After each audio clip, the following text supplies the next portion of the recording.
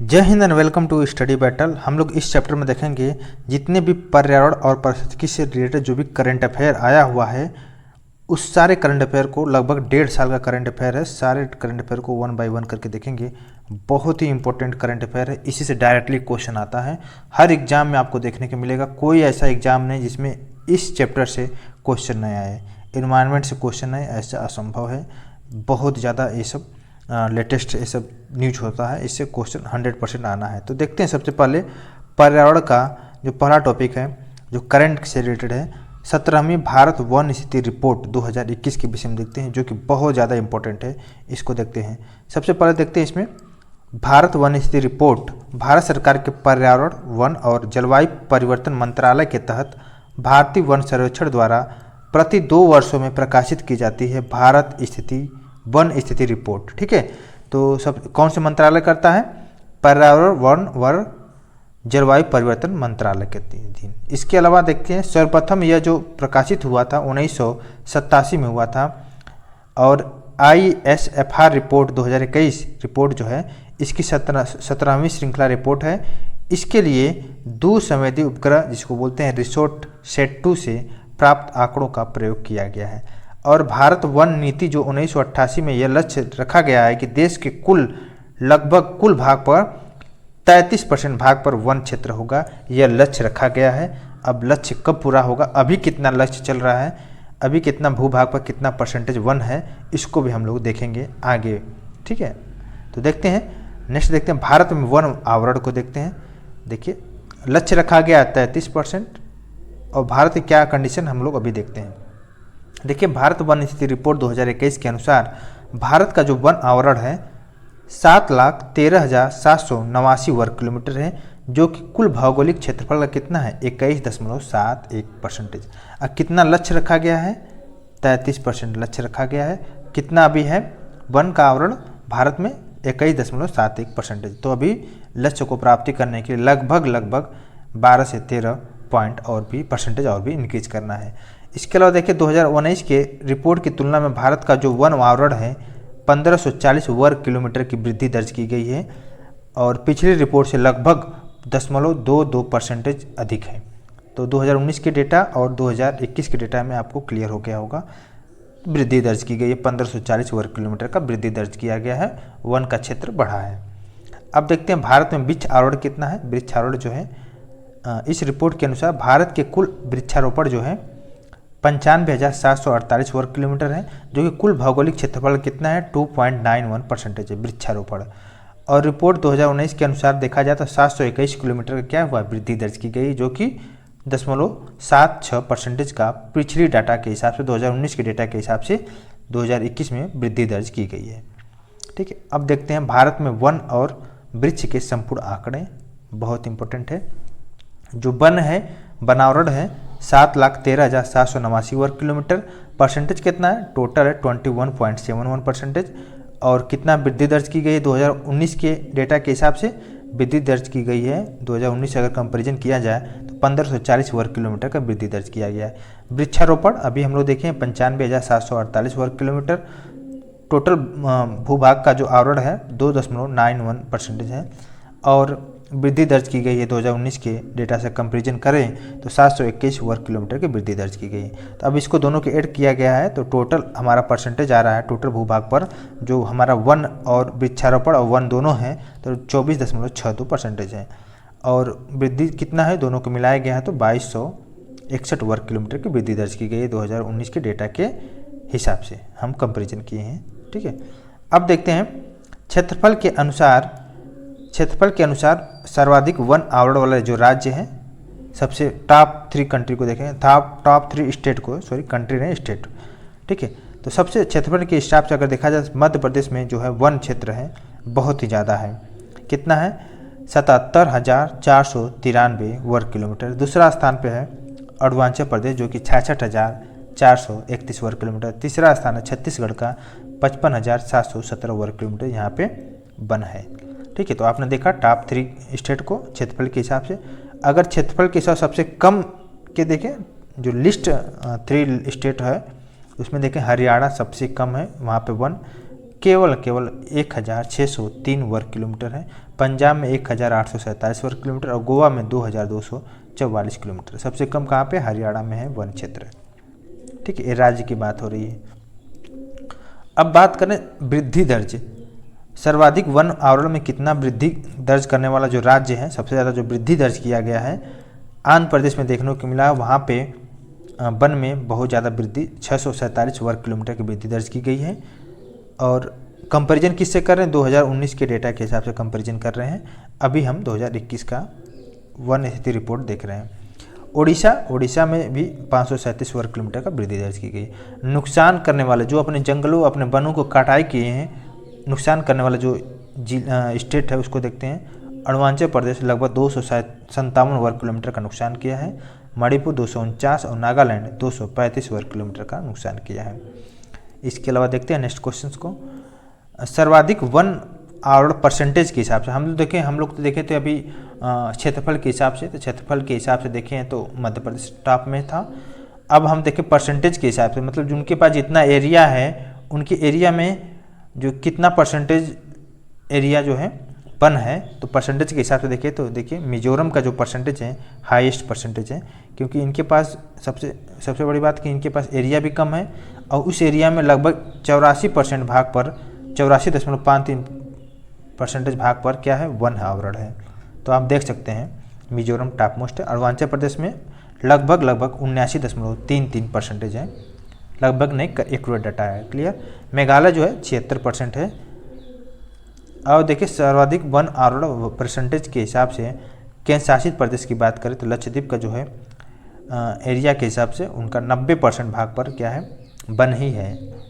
और अंडमान निकोबार है second number पर 81.75। ये है केंद्र शासित प्रदेश की बात कर रहे हैं, ये स्टेट की बात कर रहे हैं। अब देखते हैं भारत में खुले वन और घने वन के आंकड़े देखना है।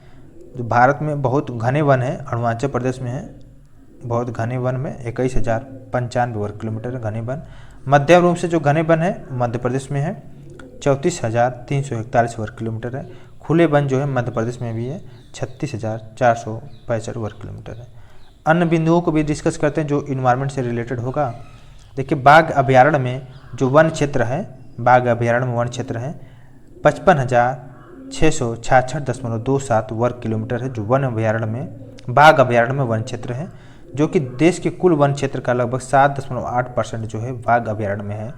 और टाइगर रिजर्व के लिए जो कुल क्षेत्रफल का लगभग 74% जो भाग है टाइगर रिजर्व में है, वहाँ पे टाइगर रहते हैं। ठीक है, अब देश में जो बाघ अभयारण्य का लगभग 74,710 वर्ग किलोमीटर जो है क्षेत्रफल में फैला हुआ है बाघ अभयारण्य। और भारत के कुल भौगोलिक क्षेत्रफल कितना है? 2.27% है जहाँ पे बाघ अभयारण्य है। और नेक्स्ट देखिए क्षेत्रफल के अनुसार सबसे बड़ा जो क्षेत्र है, सबसे बड़ा वन क्षेत्र है नागार्जुन सागर श्रीशैलम टाइगर रिजर्व आंध्र प्रदेश में है, जो कि 2,932.95 वर्ग किलोमीटर है। अगर परसेंटेज के हिसाब से बात करें तो सबसे बड़ा वन क्षेत्र कौन सा है परसेंटेज के हिसाब से? अरुणाचल प्रदेश का पक्के टाइगर रिजर्व है। अरुणाचल प्रदेश का लगभग 96.83% कवर किया हुआ है, क्लियर। इसके अलावा देखिए रिपोर्ट के अनुसार देश के जंगल में कुल कार्बन स्टॉक की अगर बात करें 7,204 मिलियन टन होने का अनुमान है। 2019 के हिसाब से अगर हम तुलना करें तो कार्बन स्टॉक में 79.4 मिलियन टन की वृद्धि दर्ज की गई है, जो कि पॉजिटिव न्यूज़ को दर्शाता है। इसके अलावा देखते हैं अब मैंग्रोव वनस्पति क्षेत्र को भी देखते हैं 2021 के रिपोर्ट के हिसाब से, 2021 के रिपोर्ट के हिसाब से। देखिए देश में जो कुल मैंग्रोव कच्छ वन है लगभग 4,992 वर्ग किलोमीटर है, जो कि देश के कुल भौगोलिक क्षेत्रफल का 0.15% है। और 2019 की तुलना करें तो मैंग्रोव क्षेत्र में लगभग 17 वर्ग किलोमीटर की वृद्धि दर्ज की गई है। देखिए रैंक देखते हैं प्रथम स्थान पर कौन है और राज्य कौन सा? राज्य पश्चिम बंगाल है। और सबसे ज़्यादा मैंग्रोव जो है मैंग्रोव क्षेत्रफल है, कुल मैंग्रोव क्षेत्रफल 2,114 वर्ग किलोमीटर, जो पश्चिम बंगाल में प्रथम स्थान पर। दूसरा स्थान है गुजरात का जो कच्छ एरिया है, कुल मिलाकर बात करेंगे तो गुजरात सेकंड नंबर पर है 1175 वर्ग किलोमीटर है। तृतीय स्थान पर है, थर्ड प्लेस पे है अंडमान निकोबार द्वीप समूह 616 वर्ग किलोमीटर के साथ। अब देखते हैं सर्वाधिक मैंग्रोव जो वृद्धि करने वाला राज्य और केंद्र शासित प्रदेश की बात करें तो उड़ीसा में वृद्धि दर्ज की गई 8 वर्ग किलोमीटर का। महाराष्ट्र में सेकंड प्लेस है जो कि 4 वर्ग किलोमीटर का वृद्धि दर्ज की गई है। तीसरा स्थान है कर्नाटक का जो कि 3 वर्ग किलोमीटर की वृद्धि दर्ज की गई है। अब देखते हैं नेक्स्ट रिपोर्ट देखते हैं। रिपोर्ट क्या है? State of world forest report. State of world forest report है। इस रिपोर्ट को देखते हैं। यह रिपोर्ट जो है संयुक्त राष्ट्र खाद्य और कृषि संगठन, बहुत इंपॉर्टेंट है, जो state of world forest report है संयुक्त राष्ट्र खाद्य और कृषि संगठन द्वारा हर 2 साल में जारी किया जाता है और 1990 से लेकर 2020 के बीच 420 मिलियन हेक्टेयर क्या हुए वन को नष्ट हो गए हैं। देखिए 1990 से लेकर 2020 तक लगभग 420 मिलियन हेक्टेयर वन नष्ट हो गए हैं और 30 वर्षों में अगर बात किया जाए तो कुल वनों में लगभग 10.34% की कमी आई है, जो कि बहुत ही बैड न्यूज़ है। इतना वन नहीं रहेंगे, अगर जंगल नहीं रहेंगे तो बहुत ही दिक्कत होती है, खासतौर से ऑक्सीजन की कमी होगी। ठीक है, नेक्स्ट देखते हैं। 2015 से लेकर 2020 के बीच हर साल 10 मिलियन हेक्टेयर नष्ट हो जा रहे हैं और विश्व के कुल वन क्षेत्र में 4.06 बिलियन हेक्टेयर जो है पृथ्वी के कुल भौगोलिक क्षेत्रफल का 31% कवर करती है। और इस रिपोर्ट के अनुसार 140 से अधिक देशों के द्वारा 2030 तक वन हानि जो है समाप्त होने की घोषणा की गई है। तो इस पे देखिए बहुत ही ध्यान देने की बात है। अब देखते हैं world air quality report 2021, world air quality report. अब देखते हैं मार्च 2022 में प्रकाशित हुई है वर्ल्ड एयर क्वालिटी रिपोर्ट। जो IQ एयर है, जो स्विस संगठन है, और इसके द्वारा वर्ल्ड एयर क्वालिटी रिपोर्ट 2021 को जारी किया गया। दुनिया के 15 सबसे प्रदूषित शहर हैं उसमें से 10 शहर जो है भारत का, इस जो कि बहुत ही बैड न्यूज है। 15 प्रदूषित शहरों में, दुनिया के 15 प्रदूषित शहरों में भारत का जो 10 शहर हैं भारत के ही हैं। तो ऐसा होना नहीं चाहिए, लेकिन अभी देखिए सरकार को काम करने की ज़रूरत है, खासतौर से हर स्टेट सरकारों को। नेक्स्ट देखिए सबसे कम प्रदूषित जो देश है न्यू कैलेडोनिया है, जिसका PM लेवल है PM 2.5 लेवल है 3.8 है, जो कि बहुत ही कम है। सबसे प्रदूषित देशों की सूची अगर देखें तो प्रथम स्थान पे है बांग्लादेश है, 76.9 इसका PM लेवल है, PM 2.5 लेवल है। द्वितीय स्थान पर चाड है, इसका PM 2.5 लेवल है 75.9। भारत का स्थान है 5वां स्थान है, जिसका PM 2.5 लेवल है 58.1। सबसे प्रदूषित राजधानी की बात करें तो नई दिल्ली है, जो कि उसका PM 2.5 लेवल है 85। दूसरा स्थान है बांग्लादेश का ढाका है। तीसरा स्थान है चाड का अनजामिना। ठीक है, नेक्स्ट देखते हैं। सबसे प्रदूषित शहर की बात किया जाए तो प्रथम स्थान भिवाड़ी राजस्थान है और द्वितीय स्थान गाजियाबाद उत्तर प्रदेश का है भारत का। वर्ष 2021 में 2 भारतीय समुद्र तटों को मिला है ब्लू फ्लैग प्रमाणन। ब्लू फ्लैग प्रमाणन मिला है, तो कौन से तट को ब्लू फ्लैग प्रमाणन मिला है इसको देख लेते हैं। 2021 में 2 भारतीय तट को समुद्र तट को मिला है। तो जो पहला तट है उसका नाम है कोवलम समुद्र तट, कोवलम समुद्र तट जो कि तमिलनाडु में है। और दूसरा समुद्र तट है जिसका नाम है ईडन समुद्र तट, जिसका लोकेशन है पुडुचेरी में। तो देखते हैं अभी तक कुल मिलाकर 10 समुद्र तटों को ब्लू फ्लैग प्रमाणन से सम्मानित किया गया है भारत में। ठीक है, 10 समुद्र तटों को। और ब्लू फ्लैग प्रमाणन जो है अंतर्राष्ट्रीय इको स्तरीय टैग होता है, जो कि समुद्र तटों को स्वच्छ रहेगा, सुरक्षित रहेगा और सतत विकास में बढ़ावा देने का प्रयास करता है।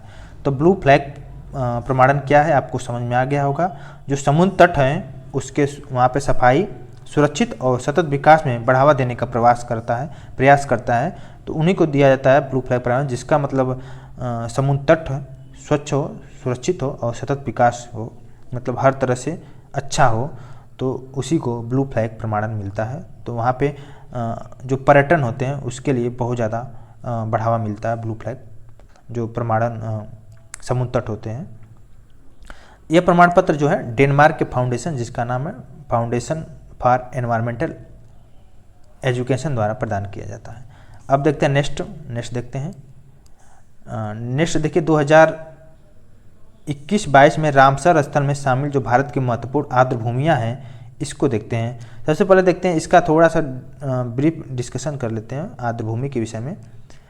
आर्द्रभूमि जो है संरक्षण अधिनियम 1971 में ईरान के रामसार में सम्मेलन हुआ। ईरान के रामसार, इसी से इसका रामसार पड़ गया है, रामसार रामसार हमेशा होता है। तो आर्द्रभूमि संरक्षण 1971 में ईरान के रामसार सम्मेलन में हुआ। इसके समझौते में 1975 से क्या हुआ, 1971 में अधिनियम हुआ, सम्मेलन हुआ और 1975 में प्रभावी हुआ और भारत में 1982 में शामिल हुआ। विश्व में देखिए 2400 कुल मिला के अधिक रामसार स्थल हैं और मार्च 2022 तक भारत में जो अंतर्राष्ट्रीय महत्व की आर्द्रभूमियाँ हैं उनकी कुल संख्या 2400 में भारत का स्थान हो गया। भारत में 49 हो गई हैं रामसार स्थल। जो 49वां रामसार स्थल के रूप में मिला है उसका राइट आंसर बखीरा वन्य जीव अभयारण्य जो कि उत्तर प्रदेश में है। तो इस तरह क्वेश्चन करंट में आता है, क्वेश्चन आ जाएगा डायरेक्टली, ऐसा नहीं आएगा कि कौन सा 49वां रामसर स्थल, ये भी आ सकता है क्वेश्चन, लेकिन क्वेश्चन इस तरह आएगा बखीरा वन्य जीव अभयारण्य कहाँ पे है। सबसे छोटा क्वेश्चन आ सकता है किसी भी एग्जाम में, तो आपको राइट आंसर मारना उत्तर प्रदेश। क्यों यही क्वेश्चन पूछा है, क्वेश्चन तो और भी हो सकता है लेकिन एक करंट का न्यूज है इसलिए क्वेश्चन यहाँ से बना देगा। ठीक है, नहीं देखते हैं, नेक्स्ट देखते हैं 48वां जो आर्द्रभूमि बना है खजड़िया का वन्य जीव अभयारण्य जो कि फरवरी 2022 में बना। ये स्थान है इसका, खजड़िया जो है स्थान है गुजरात राज्य में। बखीरा वन्य जीव अभयारण्य 49वां है जो कि उत्तर प्रदेश में है। अभी हम लोग देखें इसको, देखिए वर्ष 2021 में रामसार और अभी समय में शामिल भारत की 5 आर्द्रभूमियाँ। ये तो 2022 में देखे थे, 2021 में कौन सी आर्द्रभूमियाँ, देखिए हैदरपुर आर्द्रभूमि है उत्तर प्रदेश में, तो क्वेश्चन आ सकता है। सुल्तानपुर राष्ट्रीय उद्यान जो कि हरियाणा राज्य में है, सुल्तानपुर राष्ट्रीय उद्यान, इसको भी आर्द्रभूमि की संज्ञा दी गई है। नेक्स्ट देखते हैं भिंडवास वन्य जीव अभयारण्य जो हरियाणा राज्य में है। वाधवाना जो वेटलैंड है गुजरात में है और थोल झील अभयारण्य जो है गुजरात राज्य में है। तो इनको क्या मिला है, रामसार अधिनियम में भारत की 5 आर्द्रभूमियाँ हैं। देखिए 2020 में किसको मिला है, रामसार अभिसमय में शामिल भारत की 5 आर्द्रभूमि हैं।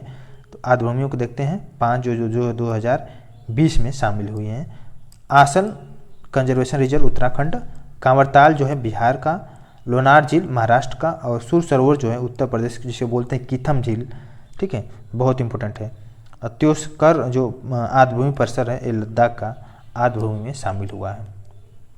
तो आई होप कितना क्लियर हो गया होगा, ठीक है, रामसार साइट के विषय में।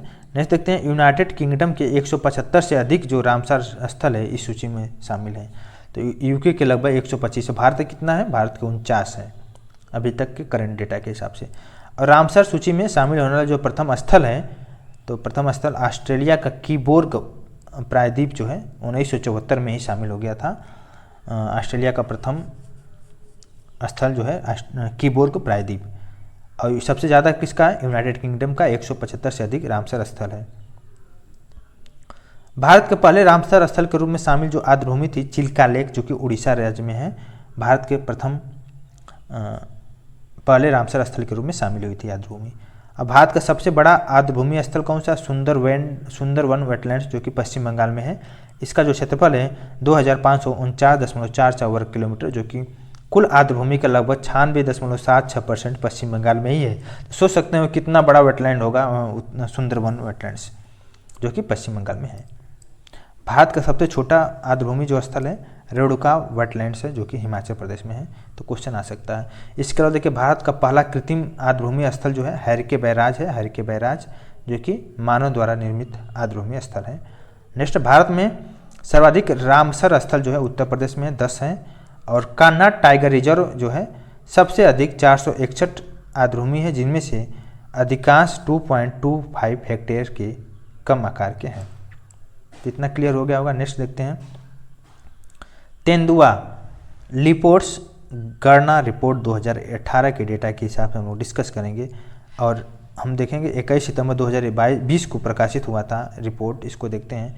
यह रिपोर्ट जो है स्टेट ऑफ लियोपोर्ट्स इन इंडिया 2018 के नाम से पर्यावरण वन और जलवायु परिवर्तन मंत्रालय द्वारा प्रकाशित हुआ था। बहुत इंपॉर्टेंट रिपोर्ट है लियोपोर्ट गणना रिपोर्ट 2018 जो कि प्रकाशित कब हुआ था, 21 दिसंबर 2020 को प्रकाशित हुआ था। तो देखिए भारत में कुल तेंदुआ की जो संख्या है 12,852 है और सबसे ज़्यादा जो तेंदुआ है मध्य प्रदेश में है जो कि प्रथम स्थान है। टोटल जो तेंदुआ की संख्या 3,421 है।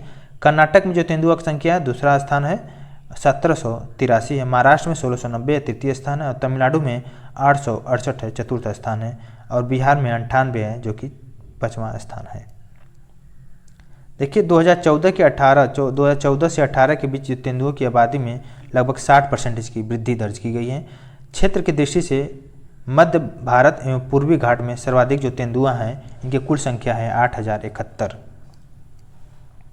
देखिए बाघ गणना रिपोर्ट 2018 के देखते हैं। बाघ के हिसाब से हम लोग लियोपोल्ड तेंदुआ के देखे हैं, अब देख रहे हैं बाघों के विषय में, जो कि प्रकाशित हुआ था 29 जुलाई 2019 को प्रकाशित हुआ था। भारत में बाघों की कुल संख्या कितना है? 2967 बाघों की कुल संख्या है। और 2014 और 18 के बीच में जब बाघों की आबादी में लगभग 33% की वृद्धि दर्ज की गई है, जो कि बहुत ही अच्छा रिपोर्ट है। और मध्य प्रदेश में देखिए सबसे ज़्यादा बाघ है, तेंदुआ भी सबसे ज़्यादा थे और बाघ भी सबसे ज़्यादा है, जो कि 526 है, प्रथम स्थान पे है। कर्नाटक में 524 है, सेकंड स्थान पे। उत्तराखंड में 442 है बाघ, उत्तर प्रदेश में 173, बिहार में 31 और सुंदरवन में 88 बाघ हैं। दुनिया का सबसे बड़ा जो कैमरा है जिसको बोलते हैं ट्रैप वाइल्डिंग सर्वेक्षण के कारण बाघ गणना 2018 गिनीज वर्ल्ड रिकॉर्ड में दर्ज हुआ है। नेक्स्ट देखिए Jim Corbett tiger reserve 2000 gym का टाइगर रिजर्व है उत्तराखंड में है, सबसे ज़्यादा बाघ है वहाँ पे 231 बाघ है। देश के 3 अभयारण्य जो है डाम्फा अभयारण्य, बुक्सा अभयारण्य और पलामू अभयारण्य जो है इसमें बाघों की कोई भी संख्या नहीं है, तो इसको आप देख लीजिएगा। नेक्स्ट देखिए भारत के कुल बाघों की कुल बाघ की जो आबादी है लगभग आबादी का 63% जो है 1923 टाइगर रिजर्व में रहते हैं। देखिए 1923 टोटल है, 63% टाइगर रिजर्व में रहते हैं।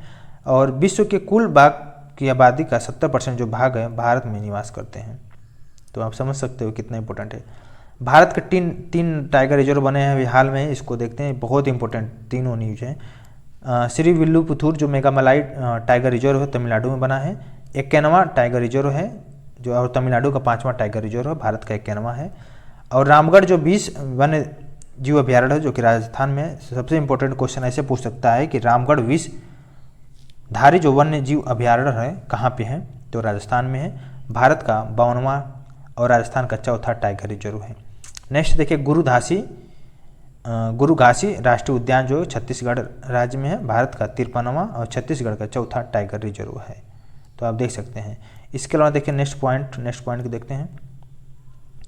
COP26 सम्मेलन में भारत, COP26 सम्मेलन में भारत, इसके विषय में देखते हैं। भारत परिवर्तन को लेकर ग्लासगो स्कॉटलैंड में COP26 शिखर सम्मेलन का आयोजन किया, जिसमें भारत की ओर से प्रधानमंत्री नरेंद्र मोदी ने भाग लिया और उन्होंने पंचामृत का मंत्र दिया। जो 5 मंत्र है उसका देखते हैं। पंचामृत, पहला जो मंत्र है, भारत 2030 तक अपना जो गैर जीवाश्म ऊर्जा क्षमता है उसको 500 गीगावाट तक पहुंचाएगा, बहुत ही इंपॉर्टेंट लक्ष्य है। दूसरा जो लक्ष्य है 2030 तक अपनी 50% जो ऊर्जा है अभय ऊर्जा से पूरी करेगा। अभय ऊर्जा मीन्स सोलर सेल, इस तरह की ऊर्जा का यूज करेगा भारत। तीसरा जो है भारत अब से लेकर 2030 तक की कुल अनुमानित जो कार्बन स्टॉक है, कार्बन उत्सर्जन में 1 बिलियन मतलब 1 अरब टन की कमी करेगा। और चौथा जो है पॉइंट है 2030 तक भारत अपनी अर्थव्यवस्था की कार्बन तीव्रता को 45% से भी कम करेगा। इसके अलावा देखिए 5वां जो पॉइंट है 2070 तक भारत जो नेट जीरो लक्ष्य है इसको लक्ष्य करेगा, ठीक है, नेट जीरो लक्ष्य। कुछ इंपॉर्टेंट पॉइंट को भी देखते हैं। ग्लासगो में जो आयोजित COP26 सम्मेलन में प्रधानमंत्री नरेंद्र मोदी तथा ब्रिटिश प्रधानमंत्री बोरिस जॉनसन ने संयुक्त रूप से 1 सन 1 ग्रिड 1 वर्ल्ड की पहल की शुरुआत किया है, ठीक है। और COP26 सम्मेलन, जलवायु सम्मेलन के दौरान अमेरिका जो है अंतर्राष्ट्रीय सौर गठबंधन पर हस्ताक्षर करने वाला 101वां देश बन गया है, अंतर्राष्ट्रीय सौर संगठन। और वर्ष 2022 में COP27 जो है संयुक्त राष्ट्र जलवायु परिवर्तन सम्मेलन का आयोजन जो है मिस्र के शर्म अल शेख शहर में किया जाएगा। COP21 टू COP23 की COP28 की जो मेज़बानी 2023 में की जाएगी, किसके द्वारा सौंपी गई है, किसको की जाएगी, कहाँ पे की जाएगी, UAE के द्वारा की जाएगी। तो ये रहा इन्वायरमेंट का कुछ इंपॉर्टेंट क्वेश्चन। और भी क्वेश्चन पॉइंट वाइज क्वेश्चन को हम लोग अगले चैप्टर में डिस्कस करेंगे। अभी के लिए बस इतना ही। Thank you so much. इस चैप्टर में हम लोग देखेंगे environment to the point questions को, जो कि हम लोग प्रीवियस चैप्टर में डिस्कस किए थे। इन्वायरमेंट का कुछ इम्पोर्टेंट फैक्ट रिपोर्ट के हिसाब से रिपोर्ट देखे थे। अब देखेंगे कुछ इम्पोर्टेंट क्वेश्चन जो कि आने की संभावना पूरा रहता है। देखिए, केरल ने भारत का पहला राज्य स्तरीय वर्ल्ड एटलस जारी किया है और इस एटलस में 361 पक्षियों की प्रजातियां शामिल हैं। और मध्य प्रदेश के जबलपुर में लंबेटा में भारत का पहला भू वैज्ञानिक उद्यान का निर्माण किया जाएगा, लंबेटा में, जो कि मध्य प्रदेश के जबलपुर है। और इस पार्क के निर्माण में भू वैज्ञानिक विरासत के संरक्षण को बढ़ावा मिलेगा।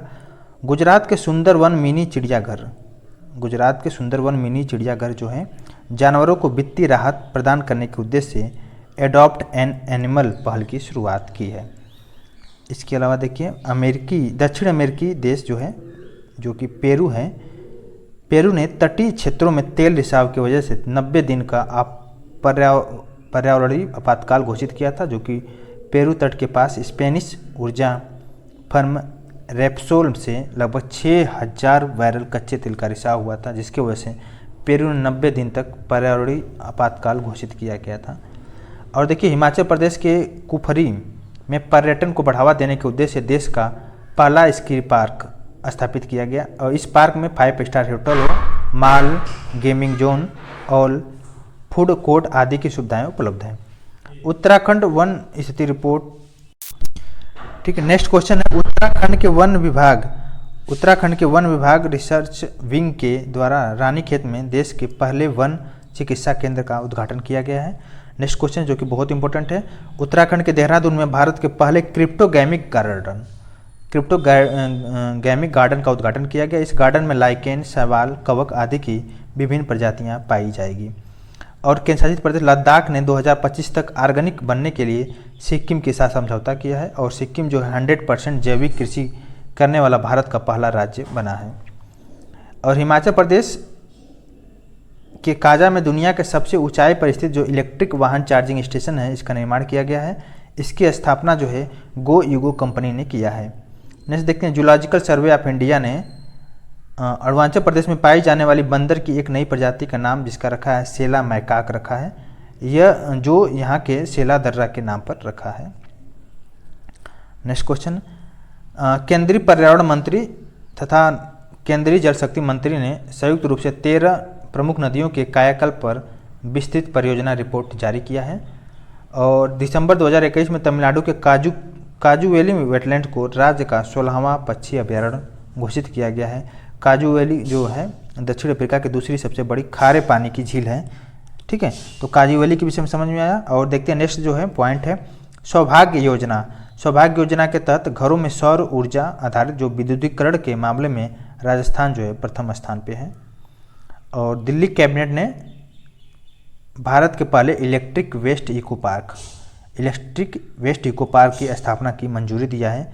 दिल्ली में लगभग हर साल 2 लाख टन कचरा पैदा होता है। यह कचरा जो है ई कचरे का सुरक्षित तरीके का पुनर्चक्रण करेगा। नेक्स्ट देखते हैं, हरियाणा के गुरुग्राम में अरावली जैव विविधता पार्क। तो हरियाणा के गुरुग्राम में है अरावली जैव विविधता पार्क को भारत का पहला अन्य प्रभावित क्षेत्र आधारित संरक्षण उपाय, ठीक है, घोषित किया गया है। और IUCN द्वारा जो OECM का दर्जा उन क्षेत्रों को दिया जाता है जो जैव विविधता का संरक्षण तो करते हैं लेकिन संरक्षित क्षेत्र नहीं है। अब मध्य प्रदेश में देखिए, भारत का पहला सौर ऊर्जा संयंत्र लॉन्च किया गया। इसकी क्षमता जो है 1.7 मेगावाट है। क्लियर। नेक्स्ट देखते हैं, next question one liner question है, विश्व आर्थिक मंच WEF तथा national institute of urban affairs ने सस्टेनेबल सिटीज इंडिया प्रोग्राम को शुरू किया है। इसके तहत 2 साल में भारत के 5 से लेकर 7 शहरों को डीकार्बोनाइज किया जाएगा। नेक्स्ट क्वेश्चन है, भारत में पहली बार ओशियन 2022 का सम्मेलन का आयोजन किया गया है और इसका आयोजन जो है चेन्नई में किया गया। यह जो है समुद्री वैश्विक समुद्री शोधकर्ताओं का द्विवार्षिक कार्यक्रम है और इसका उद्देश्य है कि समुद्री प्रदूषण, जलवायु परिवर्तन तथा गैर अनिश्चितता आदि से निपटने पर विचार विमर्श करना। देखिए नेक्स्ट है, मन्नार की खाड़ी तथा पाक की खाड़ी में जैव विविधता के संरक्षण हेतु तमिलनाडु ने नागापट्टिनम में मरीन एलिट फोर्स का गठन किया है। मरीन एलिट फोर्स का गठन किया है। इसके तहत क्या होगा, संकटग्रस्त जो प्रजाति हैं उनकी रक्षा की जाएगी। और नेक्स्ट है, हिमाचल प्रदेश के मंडी जिले में राज्य का पहला जैव विविधता पार्क, बहुत इंपॉर्टेंट है, खोला जाएगा। इसका उद्देश्य यही है कि संकटपन्न जो पादप हैं उनकी रक्षा करना। नेक्स्ट देखिए, ओडिशा ने मैंग्रोव की प्रजातियों के लिए एक जीन बैंक नर्सरी खोलने की घोषणा किया। इसका उद्देश्य यही है कि मैंग्रोव वनों का संरक्षण करना। देखा 5वां देखिए, 5वां संयुक्त राष्ट्र पर्यावरण सभा का आयोजन केन्या के नैरोबी में किया गया। इस दौरान जो है जैव विविधता संरक्षण, पारिस्थितिकी तंत्र और सतत विकास लक्ष्य आदि संबंधी कार्य के 14 प्रस्ताव रखे गए हैं। वर्तमान में इसमें 193 देश हैं, सदस्य देश हैं। ठीक है, संयुक्त राष्ट्र पर्यावरण सभा। नेक्स्ट देखिए, महाराष्ट्र सरकार ने स्वयं को वन्य जीव कार्य योजना 2021 से लेकर 2030 तक पारित किया है। ऐसा करने वाला यह भारत का पहला राज्य बन गया है। नेक्स्ट देखिए, राष्ट्रीय समुद्री कछुआ कार्य योजना 2021 से 26 किसके द्वारा जारी किया गया है? पर्यावरण, वन और जलवायु परिवर्तन मंत्रालय द्वारा जारी किया गया है। नेक्स्ट देखिए, वर्ष 2020 और 25 के लिए पर्यावरण, वन और जलवायु परिवर्तन मंत्रालय ने गिद्ध संरक्षण कार्य योजना को प्रारंभ किया है। वर्ष देखिए 2021 से 26 के लिए बाढ़ प्रबंधन रणनीति पर रिपोर्ट किसने प्रकाशित किया है? नीति आयोग ने प्रकाशित किया है। नेक्स्ट देखिए, महाराष्ट्र सरकार ने नागपुर में भारत की पहली वन्य जीव DNA परीक्षण जो प्रयोगशाला का उद्घाटन किया है। इसमें वन्य जीव तस्करी को रोकने में मदद मिलेगी। नेक्स्ट देखिए, उत्तराखंड के नैनीताल जिले में भारत के सबसे बड़े सुगंधित उद्यान जिसको बोलते हैं एरोमेटिक गार्डन का उद्घाटन किया गया है। और समुद्र जल स्तर बढ़ने के कारण दक्षिण कोरिया में दुनिया का पहला तैरता हुआ शहर का निर्माण किया गया, जो कि 2025 तक पूरा निर्माण किया जा रहा है, 2025 तक पूरा हो जाएगा। और सितंबर 2021 में किन दो देशों के बीच climate action and finance mobilisation dialogue launch किया गया है? भारत और अमेरिका के बीच में climate action and finance mobilisation dialogue को लॉन्च किया गया है। भारत की तरफ से जो गए थे पर्यावरण मंत्री भूपेंद्र यादव ने हिस्सा लिया था। नेक्स्ट देखिए, हवा से CO2 को सोखने वाला दुनिया का पहला जो प्लांट कहाँ पे शुरू किया गया? आइसलैंड में। और राष्ट्रीय स्वच्छ कार्यक्रम की प्रगति को ट्रैक करने के लिए भारत के पर्यावरण मंत्री जो है भूपेंद्र यादव ने किस पोर्टल को लॉन्च किया? इसका राइट आंसर है प्राण पोर्टल। भारत का पहला डिगोंग संरक्षण रिजर्व कहाँ पे स्थापित किया गया है? तमिलनाडु के दक्षिण पूर्व तट पाक खाड़ी में।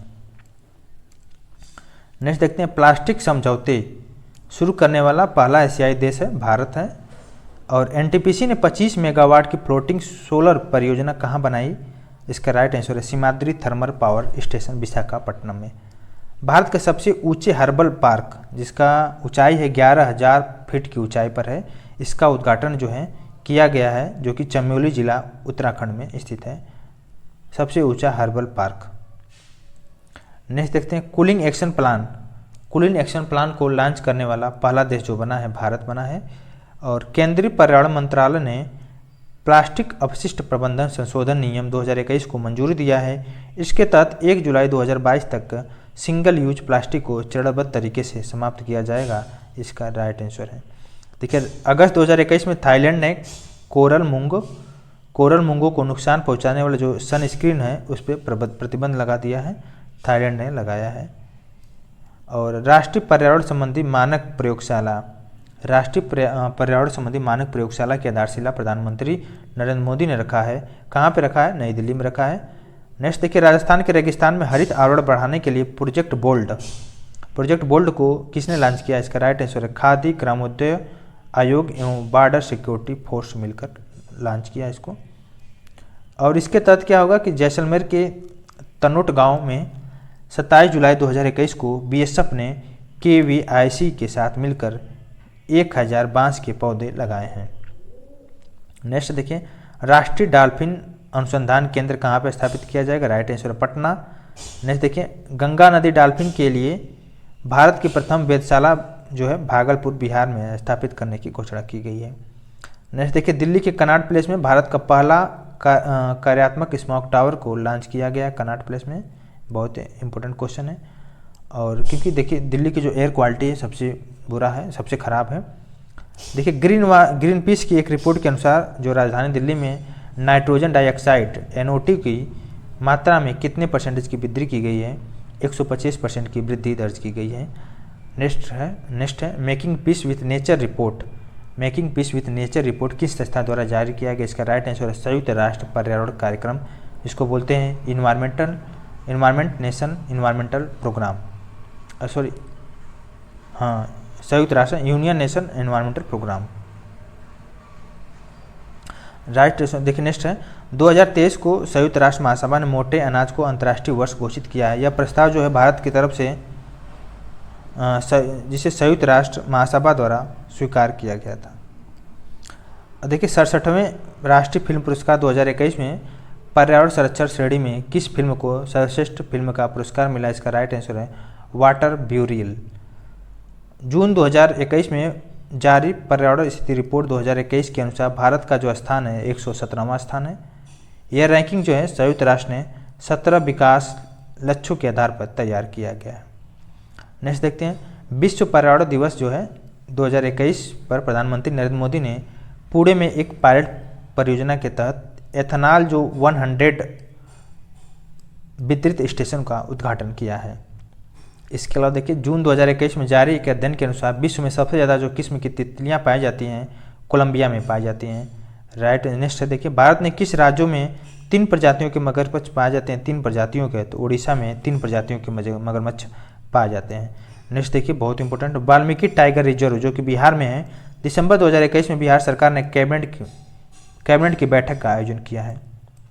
नेक्स्ट देखते हैं इसमें भारत का पहला परागकण पोलिनेटर पार्क किस राज्य में खोला गया है? इसका राइट आंसर है नैनीताल में। इसका थीम है metrology for the inclusive growth of the nation. Next देखिए भारत ने किस बात पर 600 मेगावाट की फ्लोटिंग सौर ऊर्जा परियोजना का निर्माण किया है? इसका राइट आंसर है ओंकारेश्वर बांध जो कि मध्य प्रदेश में है। देखिए नेक्स्ट क्वेश्चन किस नगर निगम ने बढ़ते प्रदूषण को देखते हुए थैला बैंक की शुरुआत किया? इसका राइट आंसर है लखनऊ नगर निगम। नेक्स्ट देखते हैं लक्षद्वीप में अटल पर्यावरण भवन का उद्घाटन किया है और पर्यावरण अनुकूल जो खादी प्राकृतिक पेंट को किसने लॉन्च किया? इसका राइट आंसर है नितिन गडकरी ने लॉन्च किया है। नेक्स्ट देखते हैं पक्षी महोत्सव कलरव के कारण खबरों में आई नागी नकटी वर्ल्ड सेंचुरी किस राज्य में है? बिहार राज्य में है। बिहार का दूसरा पक्षी महोत्सव जो है भागलपुर में आयोजित होगा। भारत का पहला वेटलैंड संरक्षण और प्रबंधन केंद्र किस राज्य में स्थापित किया गया है? इसका राइट आंसर है चेन्नई में स्थापित किया गया है। नेक्स्ट देखते हैं समुद्री शैवाल तमिलनाडु में स्थापित करने का निर्णय लिया गया है और 2020 जो है tree city of the world के रूप में हैदराबाद को चुना गया है। नेक्स्ट देखिए अशफाक उल्ला खां प्राणी उद्यान उत्तर प्रदेश के किस शहर में खोला गया है? इसका राइट आंसर है गोरखपुर में। नेक्स्ट देखिए अम्बोली जैव विविधता विरासत स्थल किस राज्य में स्थापित करने की घोषणा किया गया? इसका राइट आंसर है महाराष्ट्र। नेक्स्ट देखिए किस देश में पर्यावरण क्षति करने वाले व्यक्ति को दंडित करने के लिए इकोसाइड बिल लाया गया? इसका राइट आंसर है फ्रांस।